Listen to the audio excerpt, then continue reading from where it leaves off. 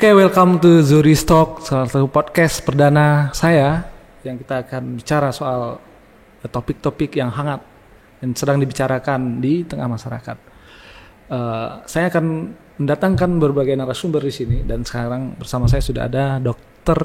Rizka Amanda Ekasari, salah satu penyintas corona yang berhasil sembuh dari corona, di mana satu keluarga dari Ibu dokter atau Mbak Rizky terkena dari COVID ini dan salah satunya meninggal dunia ya Mbak. Mohon maaf, kita turut berduka cita. Bapaknya ikut berjuang dalam menghadapi COVID ini. Bisa cerita nggak sih Mbak dokter, apa sih bagaimana sih bisa terjangkit oleh virus itu, dan pertama kali tahu itu apa yang dirasakan sih Mbak? Pertama kali ya? Iya. Berarti dari pertama kali itu sebenarnya kan kita tahunya kebetulan ibu saya yang duluan terjangkit. Akhirnya hasil tes beliau rapidnya itu reaktif.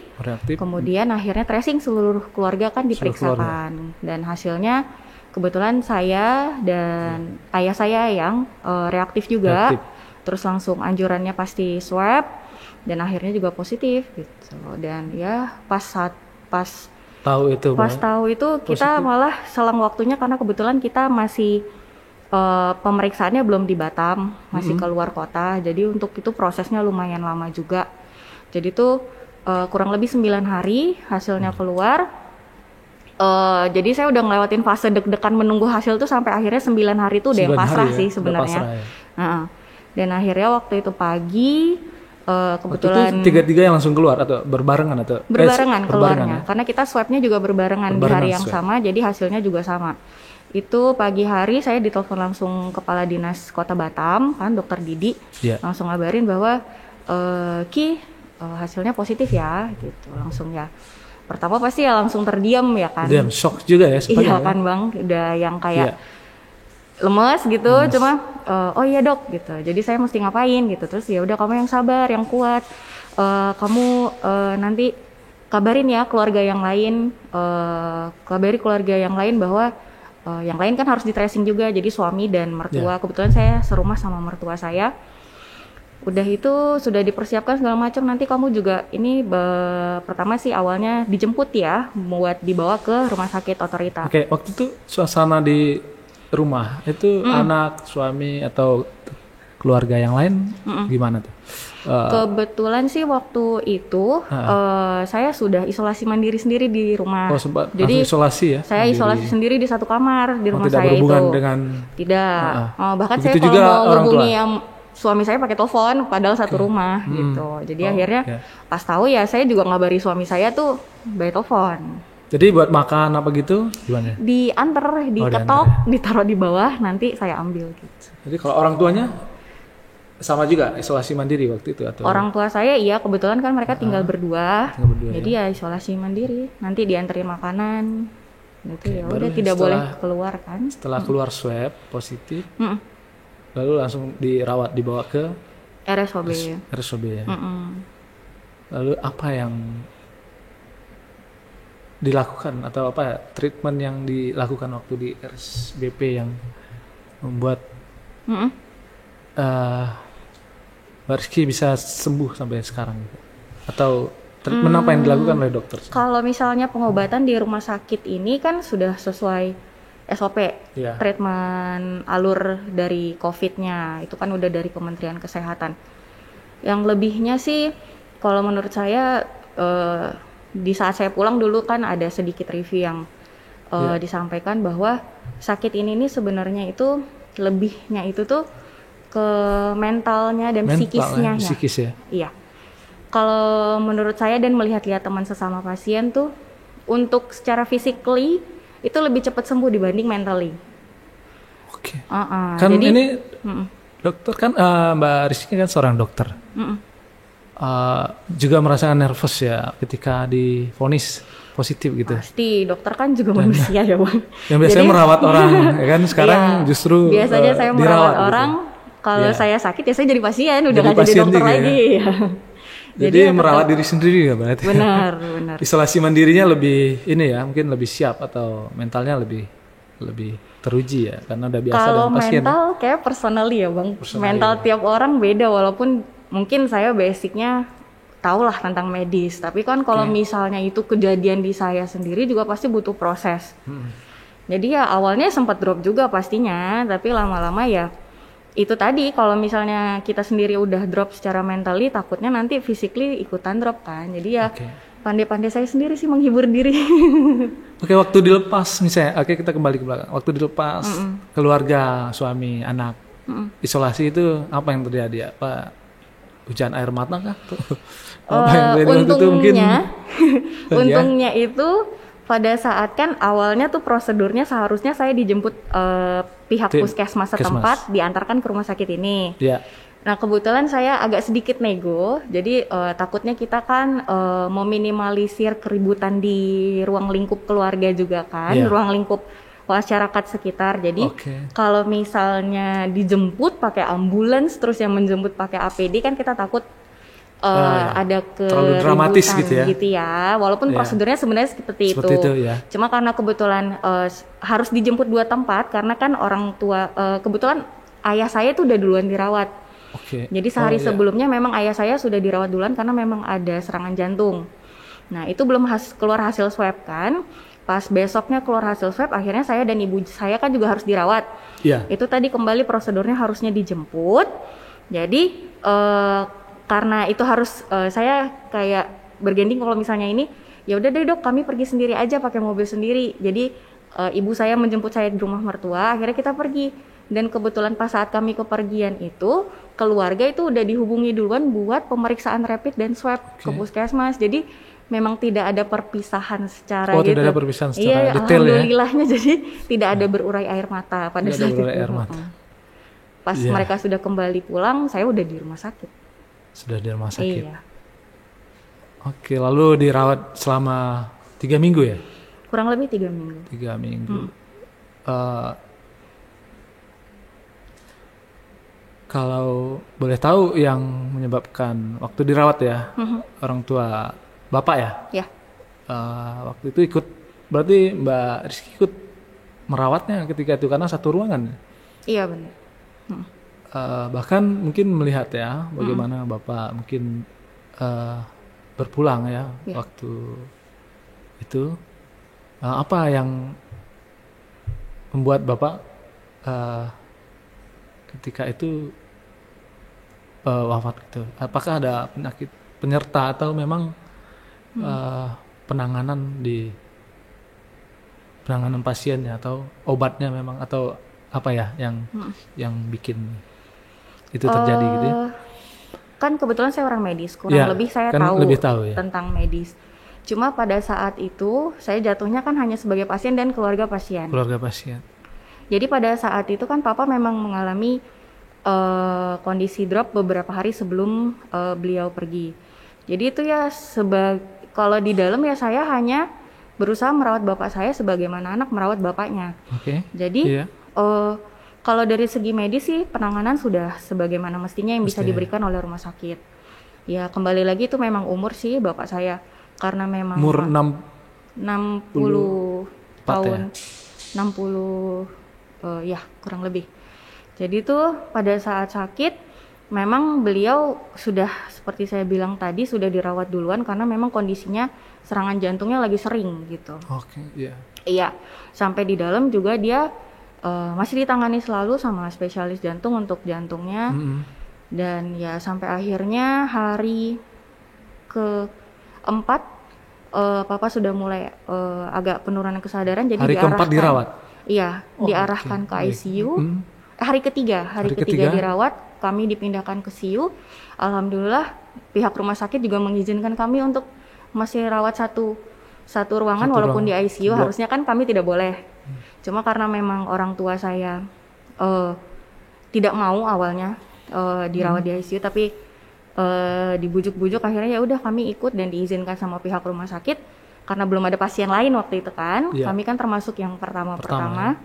Jadi ya udah dari di klaster dalam perempuan ya, pemberdayaan perempuan. iya, klaster pemberdayaan perempuan. Jadi ya sudah di dalam 3 malam. 3 malam. Hari ketiga yaitu bapak saya udah nggak ada. Kalau sepengetahuan dokter ini atau Mbak Rizky, apakah itu memang penyebabnya COVID atau memang penyakit penyertanya yang lebih dominan gitu ya? Kalau dari segi medis sih sebenarnya kan saya sendiri dari segi medis itu belum terlalu mengerti tentang virus COVID ini ya, tentang COVID ini ya, virus corona yang ini. Karena dia kan baru, penelitiannya masih berlanjut dan kita sifatnya tuh nggak tahu pasti. Iya. Tapi terlepas dari itu ya mungkin dengan adanya virus itu, kan itu dia mempengaruhi daya tahan tubuh. Daya tahan tubuh imunnya. Sementara bapak saya sudah ada penyakit penyerta yang lumayan banyak, jadi pasti itu mempengaruhi tubuhnya juga. Jadi untuk berusaha mempertahankan diri dia dengan penyakit yang sudah ada, ditambah lagi drop dengan COVID itu pasti ada mempengaruhinya, kurang lebih gitu. Tapi kalau saya sendiri tidak bisa mengatakan atau menyatakan bahwa bapak saya meninggal karena COVID-nya gitu. Cuma pada beberapa saat dia sebelum meninggal itu ya memang keluhannya itu ya jantungnya. Jantung ya.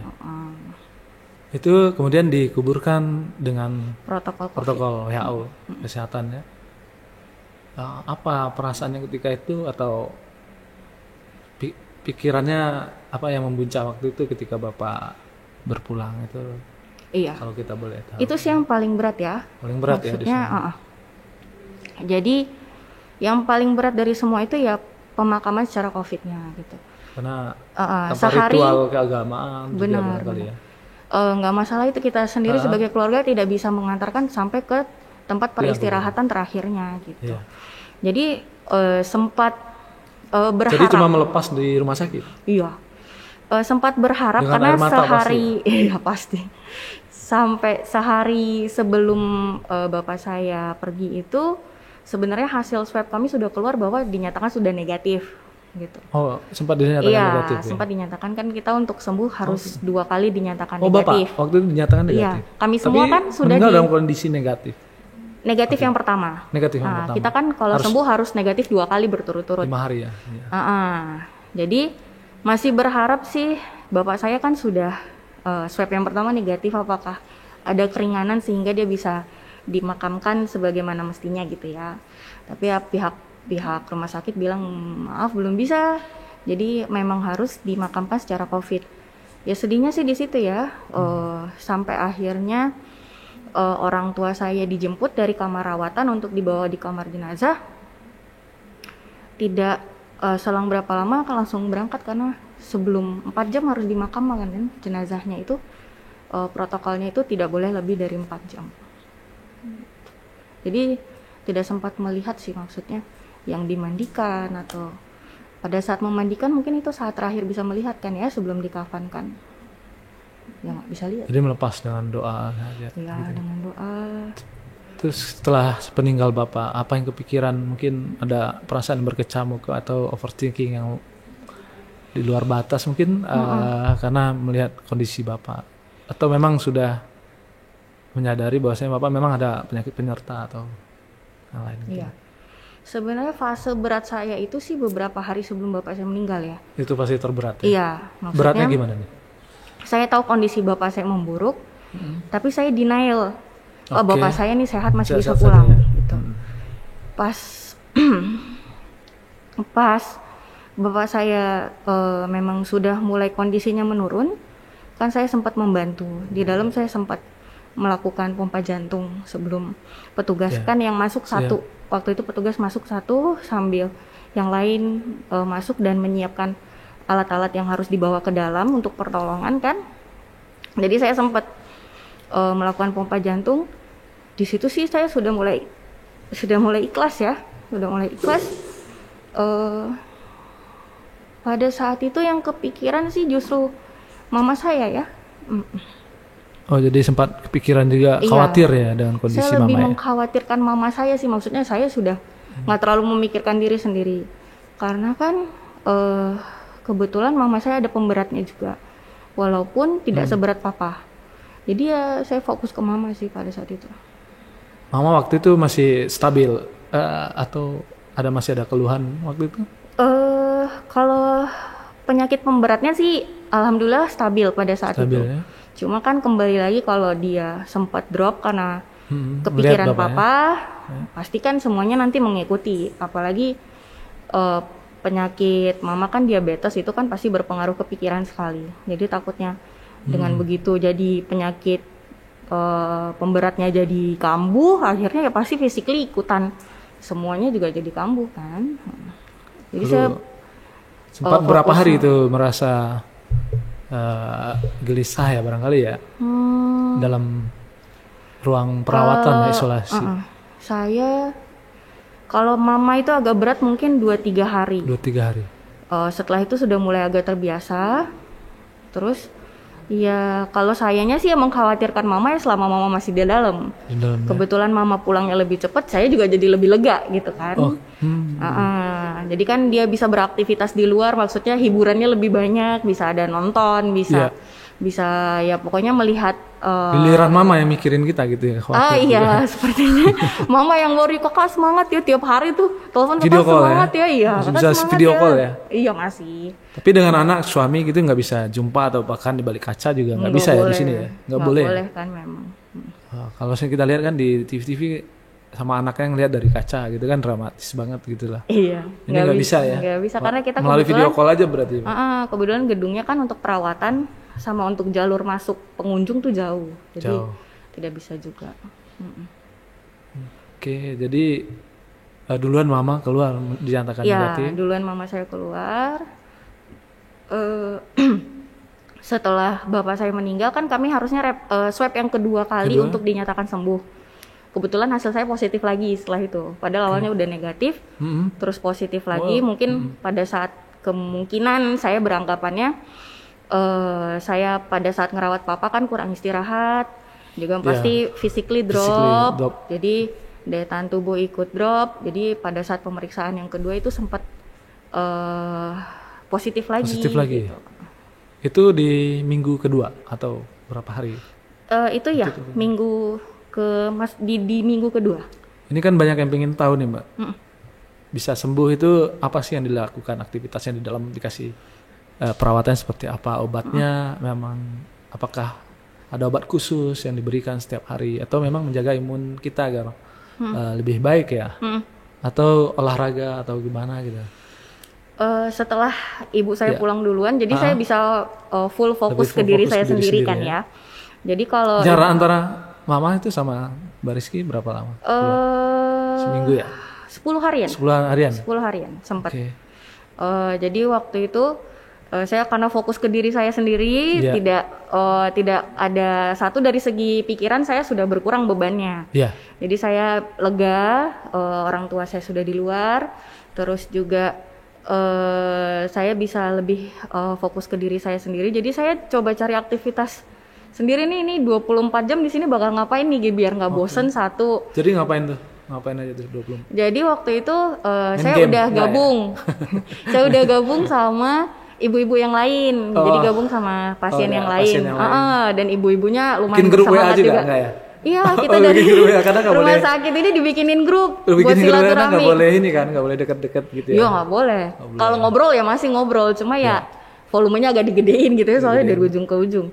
Jadi tuh ya kita kompakan tuh pagi bangun, kan dianterin makanan. Kadang kita nggak makan dulu, kita senam dulu. Senam sama-sama. Nanti salah satunya jadi instruktur misalnya seperti itu.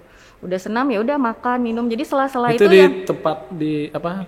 Di satu kamar. Satu kamar di tempat tidur masing-masing dekat tempat satu itu bangsalnya. Kalau misalnya dilihat sih kapasitasnya mungkin bisa sampai 6 pasien. Cuma karena ini COVID harus berjarak, jadi kami berempat di dalam. Oh jadi senam gitu ya? Senam. Minum obat, vitamin. Iya, terus jadi karena kalau nggak ada kegiatan banyakannya makan. Gitu. Kebetulan kalau saya nontonnya drama Korea. Iya, membantu melewatkan sehari itu jadi cepat berlalu gitu. Tapi mungkin kalau dokter mungkin udah mentalnya udah teruji nih. Kalau yang lain mungkin pasien lain ada yang shock atau masih trauma atau depresi dalam ruang isolasi itu. Ada nggak? Kebetulan kalau yang masuk ke saya itu karena kenal ya, saling kenal kenal ya. karena Saling satu kenal. klaster gitu Satu kan. klaster, Jadi ya. teman kantor mama saya. Jadi kalau misalnya baru masuk sih rata-rata kalau saya, jadi ceritanya kan saya senior ya di dalam. Senior ya. Jadi kalau saya ngelihat pasien-pasien yang baru masuk itu tuh, saya lihatnya tuh pasti ada penyesuaian namanya. Kalau kita nggak usah lah, kalau kita aja Adaptasi misalnya gitu ya. jalan-jalan kemana, tidur di tempat baru atau bahkan di hotel Ya. aja pasti agak Mimpinya susah mimpi tidur buruk, ya. gitu, Susah tidur, atau mimpi susah buruk, tidur, ya. benar. Ya. Jadi tuh ya pasti ada semalam 2 malam ibu-ibu itu nggak bisa tidur biasa gitu. Pasti nanti paginya ditanyain sama perawat kan, pas datang keluhannya apa bu, gitu kan. Perawat sini ramah-ramah banget. Ya. Jadi iya nggak bisa tidur nih gini, nanti oh ya nanti dia mereka konsul ke dokternya untuk apa perlu tambahan obat atau seperti apa gitu. Tapi lama-lama ya mulai lama-lama pasti sudah mulai terbiasa saling berbagi makanan kan, dapat kiriman dari keluarga-keluarga gitu. Jadi lama-lama sih udah mulai enjoy karena kan ya kita memang harus saling support ya di dalam. Kita apalagi ya cuma sesama kami yang bisa saling support selain teleponan atau berhubungan sama keluarga. Lama-lama mulai terbiasa sih. Itu obat yang dikasih dokter apa aja Mbak? Mungkin apa aja ya jenisnya sesuai dengan sakitnya kalau obat aja yang dirasakan dikasih dulu ya. spesialis paru di sini sih kalau yang setahu saya itu sudah sesuai sama SOP dari Kemenkes ya.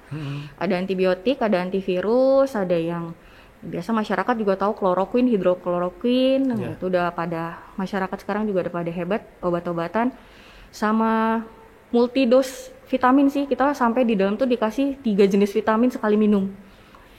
Oke. Oh ya tadi kan kita lupa nih gejalanya waktu pertama kena itu apa sih sempat? Kalau umumnya kan batuk, demam panas, kemudian apa ya nggak bisa ngerasakan aroma. Iya benar. Kemudian Jadi makan, kalau gitu ya, ini apa tiap nih? orang beda kan. Tiap Kalau orang beda ibu ya. saya justru awal-awal itu kita nggak sempat berpikiran bahwa ini COVID karena dia lebih ke saluran pencernaan masalahnya. Diare Ya, atau diare muntah gitu. Oke. Lama kelamaan baru muncul keluhan pernafasannya. Iya. Kalau saya kebetulan pertama kali ngerasain sakit itu tuh ngerasa meriang. Tapi asal meriang sampai itu demam panas. menggigil gitu ya? kedinginan. Menggigil Tapi asal diperiksakan suhunya tidak pernah tinggi, pasti di bawah 37. Pokoknya 37. masih standar normal. Masih standar. Sampai akhirnya terus-terusan batuk pilek biasa gitu ya, kita masih belum bukan gitu ya. Sampai akhirnya yaitu keluhan yang membuat saya merasa yakin itu hidung saya tidak bisa membau, lidah saya tidak bisa merasa, dan nafas saya mulai ngos-ngosan. Oke. Bisa nafas tapi ngos-ngosan gitu. Itu baru merasa wah ini saya kena nih gitu. Iya, baru ngerasa nggak pernah kan saya seperti itu. Itu sambil menunggu tes swab ya? Nunggu Kita hasilnya? belum. Oh belum? Belum, di Batam kan kalau protokolnya kita nggak langsung swab ya, rapid dulu. Rapid dulu ya? Dan di Batam pada saat itu belum ada rapid. Ada rapid. Jadi sekitar seminggu sebelum kami di rapid lah, saya inisiatif sendiri buat ronsen torak, ronsen dada saya ke lab swasta. Karena kan saya kerja ya, jadi kalau saya mau isolasi diri kan harus ada landasan gitu ya, harus ada surat gitu. Sementara saya nggak mungkin saya bilang saya sakit COVID nih, buktinya nggak ada gitu. Jadi saya ronsen sendiri dan hasilnya memang iya ada pneumonia viral, virus gitu ya. Jadi ya udah saya lapor ke pimpinan, dan kebetulan dokter spesialis radiologinya yang meronsen itu karena mungkin notis saya dokter, jadi beliau langsung pay attention gitu ke saya, Dek, kamu gimana keadaannya gitu, langsung kan by phone. Terus kamu kenal dokter spesialis paru kan, gini-gini, coba kamu konsul ya. Jadi saya langsung konsul via WhatsApp. Via WhatsApp, dokternya pun baik, jadi ngasih saya terapi by WhatsApp gitu. Jadi saya beli obat sendiri sampai akhirnya berapa hari setelah itu keluhan sudah mulai berkurang, baru ada rapid, baru di swab. Itu reaksi tetangga kan kalau kita dengar nih, kalau tahu nih, tetangga tahu nih pada menjauh, ada yang menjauh atau apa, atau orang terdekat menjauh atau gimana tuh ada ya? Iya sih. Sebenarnya dari awal saya sudah bilang ya, COVID ini sebenarnya yang berat tuh bukan sakitnya, tapi stigma masyarakatnya. Iya. Kitanya udah sembuh, kadang bisa drop karena stigmanya. Jadi kadang kalau saya boleh bercerita tuh, kadang bukan hanya masyarakat awam, bahkan sesama tenaga medis pun punya stigma itu. Jadi kadang kita masih ada sampai sekarang? Sekarang udah enggak. Karena udah berapa hari nih dari saya udah nih? kerja Udah sebulan lebih lah. Sempat isolasi dulu ya, mandiri setelah isolasi pulang, mandiri, setelah pulang karantina lagi 2 minggu, baru bisa beraktivitas seperti biasa. Sudah berapa lama? Kurang lebih saya kerja udah sebulanan lah. Udah sebulanan lebih di Puskesmas ya? Iya. Oke, iya. Jadi tuh kalau ke pribadi saya, untungnya saya orangnya agak cuek ya. Jadi lingkungan itu memang membantu sekali, keluarga sudah pasti mensupport. Dan teman-teman itu banyak sekali yang mau WhatsApp, nelfon, selalu ngasih support. Luar kota pun gimana kabarnya sampai keluar kota pun pada mensupport. Kalau untuk merasakan seperti yang pengasingan atau misalnya dikucilkan itu alhamdulillah saya enggak. Oh enggak. Alhamdulillah saya enggak, karena mungkin lingkungan saya juga kebanyakan medis gitu ya. Medis, ya. Tapi sempat dirasakan oleh keluarga yang lain justru. Keluarga yang lain ya? Iya. Dari ibu saya, lingkungan sekitar, dari warganya cemas pasti kan. Terus dari lingkungan rumah mertua saya justru, karena pasti mereka worry ya, namanya juga mereka takut-takut gitu. Jadi kadang bagi masyarakat tuh kayak sakit COVID ini kayaknya lebih bahaya dari HIV atau lebih bahaya dari TBC gitu. Padahal lebih mematikan 2 itu dibanding si COVID ini kan. Cuma kayaknya tuh bagi mereka tuh lebih parah itu. Yang muncul seperti itu ya. Seperti itu. Akui memang seperti itu sih. Seperti itu. Jadi apakah ini konspirasi? Banyak ya. Konspirasinya banyak ya itu dari gitu ya. mulai perang politik, perang ekonomi antara Cina dan orang semua tertuju kepada bahwa COVID ini sangat berbahaya. Saya nggak ngerti lah soal itu. Intermezzo aja gitu. Saya nggak ngerti soal itu. Pokoknya gimana aja arahan atasan, kami yang di bawah ngikutin. Jadi bukan konspirasi. Wah itu nggak ngerti lagi gitu. Terus ya udah. Iya. Selama dirawat ya. 3 minggu ya dirawat atau? Saya 3 minggu. 1 bulan atau 1 bulan? Nggak nyampe. Nggak nyampe 1 bulan. 3 minggu kurang sehari kayaknya. Kurang berapa hari gitu. Oh ya? Hampir 3 minggu ya.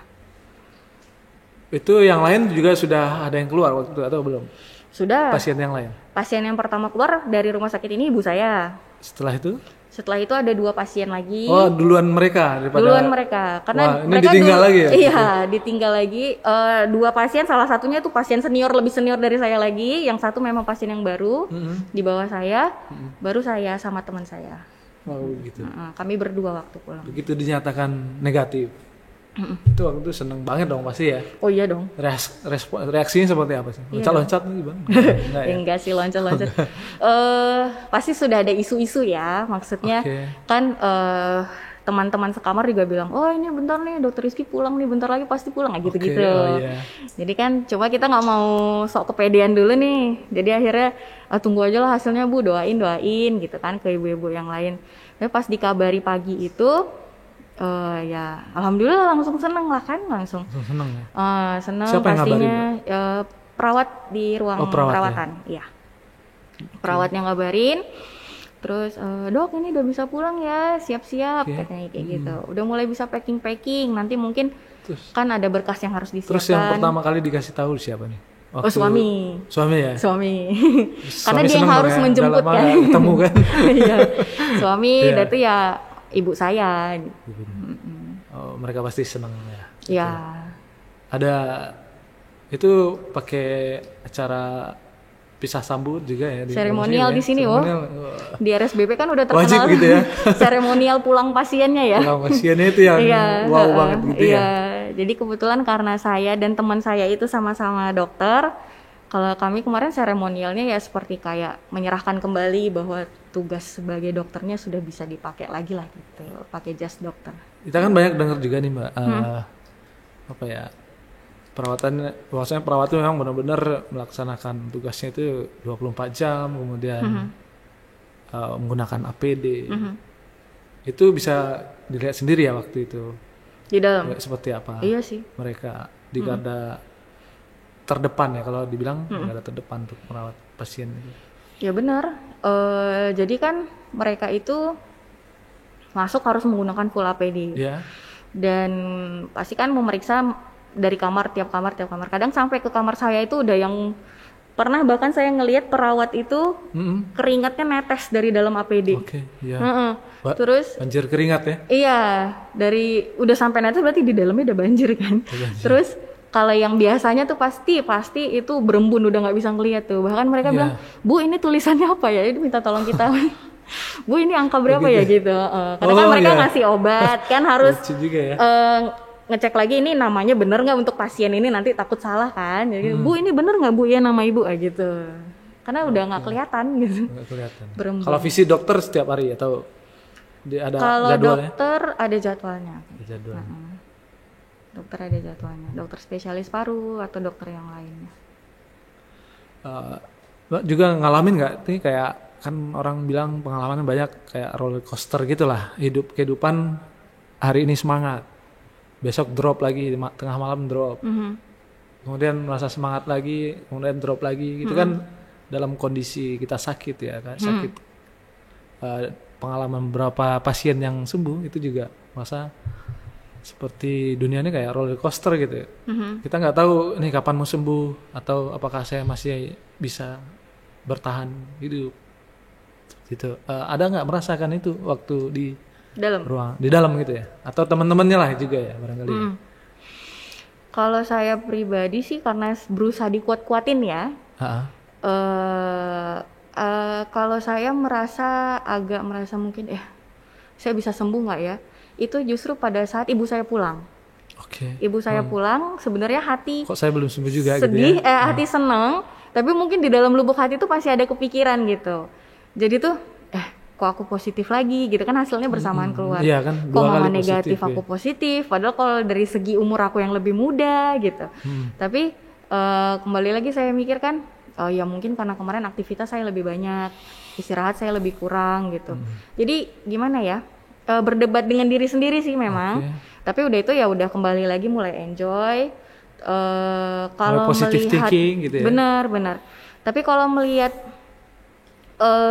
keadaan atau misalnya dari pasien lain, mungkin ada beberapa yang kalau kadang kita kalau memperhatikan orang tuh kelihatan ya orang yang ada beban atau misalnya dia enjoy gitu ya. Ada sih beberapa memang yang mungkin dia kepikiran. Gitu. Paling tidak yang sudah punya keluarga kepikiran anak sama suaminya. Terus ada juga ya kembali lagi stigma. Ada yang soalnya pernah cerita ada yang jadi omongan warga sekitarnya gitu. Ada yang sampai bilang ada yang jualan nih di sebelah rumahnya. Terus si yang jualan ini ngomong ke warga-warga, ini jualan saya nggak laku nih karena sebelah positif nih gitu-gitu. Jadi pasti ya mempengaruhi lah gitu. Cuma alhamdulillah kalau saya sih entah karena terlalu cuek atau memang yang nggak ada ya. Alhamdulillah sih saya aman. Ya kalau menurut Mbak Rizky nih sebagai dokter juga kan, apakah seseram itu COVID itu? Misalnya yang dibayangkan orang dalam mindsetnya, wah saya ini sangat mematikan atau berbahaya. Apakah memang seperti itu ya? Kalau kita kan sering banyak tuh broadcast segala macam info kan tentang COVID dari awal kan sudah diserahkan, memang angka dari teorinya saja angkanya itu tidak nyampe 5% angka tingkat kematian dari COVID ini. Jadi kalau menurut saya sih ya berdasarkan itu saja, dan saya sendiri yang mengalami dan melihat ibu-ibu yang sekamar saya itu banyak yang memang terkonfirmasi positif tapi tak ada keluhan, merasa sehat ya, karena diperiksa, di tracing akhirnya ketemulah. Jadi kalau misalnya dilihat dari keseraman penyakitnya ini, kayak saya bilang tadi, HIV misalnya atau penyakit infeksi pernafasan yang lain tuh kayak TBC itu lebih mematikan sebenarnya. Yang kalau tidak diobati itu bisa menyebabkan kematian itu tadi. Sementara kalau COVID ini kan penyebabnya tuh virus ya, faktornya itu virus. Itu tuh sebenarnya kalau virus kan tergantung sekali dengan daya tahan tubuh. Bahkan kan kalau kita dengar-dengar atau baca-baca cerita, sering kan bahkan ada yang sembuh tanpa pengobatan apapun. Mungkin pengobatan tradisional yang ada di rumah gitu, misalnya minum rebus-rebusan tradisional gitu kan, dan itu bisa sebenarnya.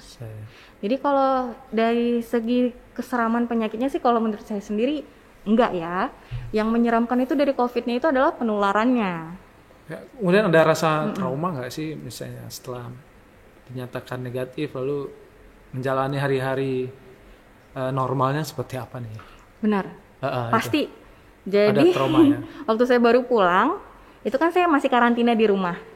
harusnya kan cukup di rumah, tapi di dalam rumah saya bisa beraktivitas, udah bisa berkumpul ini bersama anak. Isolasi lagi. Saya mengurung diri lagi di kamar. Mengurung diri lagi di kamar berapa hari sampai akhirnya suami meyakinkan nggak apa-apa kok, karena anak saya udah meronta-ronta mau ketemu mamanya. Oh, iya. Pasti dong. Jadi jadi akhirnya berusaha. Anak sempat nanya apa Mbak waktu itu? Iya, anak saya kebetulan masih balita, jadi nggak ngerti, taunya mama sakit gitu aja. Okay. 5 tahun ya. Mama di mana? Iya, mama di mana, di rumah sakit, udah gitu aja. Oh iya. Lalu 15 hari di isolasi lagi gitu. Karantina 15 hari lagi setelah pulang. Itu bentuk rasa masih ya. Saya sempat isolasi sendiri di insecure kamar lagi itu mungkin 5 hari awal. Okay. Saya nggak keluar-keluar kayak isolasi di awal kemarin.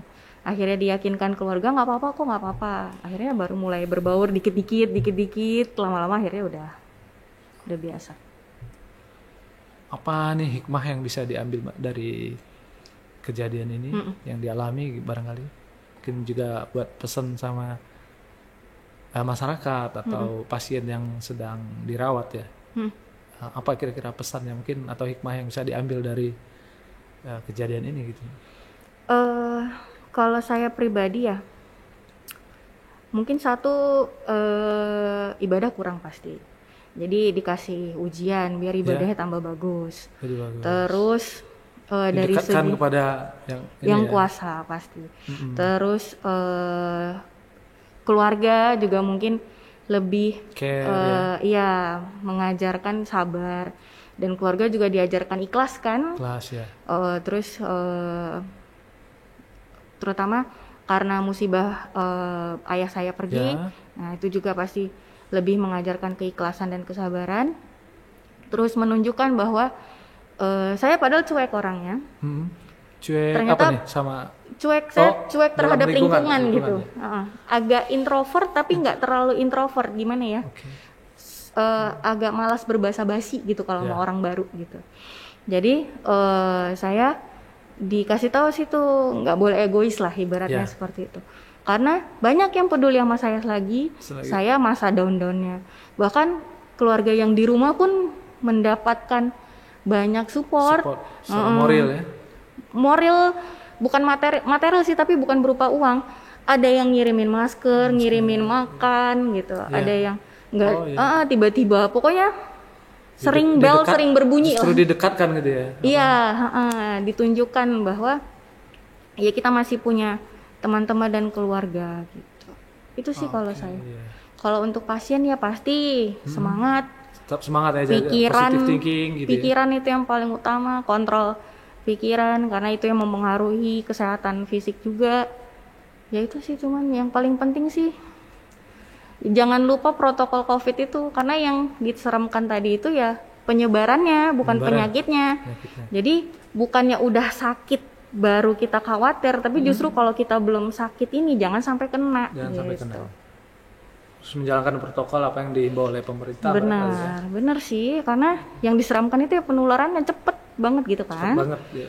Iya, jadi bagusnya tuh jangan kena gitu. Karena menyebarkan ke orangnya itu yang. Ya ini kan Dr. Rizky nih udah ngasih banyak sharing ya ke kita ya. Banyak kejutan lah, masih yang kita nggak tahu. Nah, hari ini kita juga mau bikin kejutan nih. Tes dulu kali ya. Tes lagi ya? Jangan dong. Jangan ya. Kejutan apa ya? Oke. Waduh, apa nih? Oh ya. Aduh. Selamat ulang tahun ini. Aduh, kebetulan. Ulang tahun ya hari ini ya, Mbak Rizky? Kemarin. Kemarin ulang tahun. Ya, kita selamat ulang tahun nih dari Zulistok. Terima kasih. Teman-teman udah siapin ini nih. Nyanyinya nggak ada ya? Nyanyi.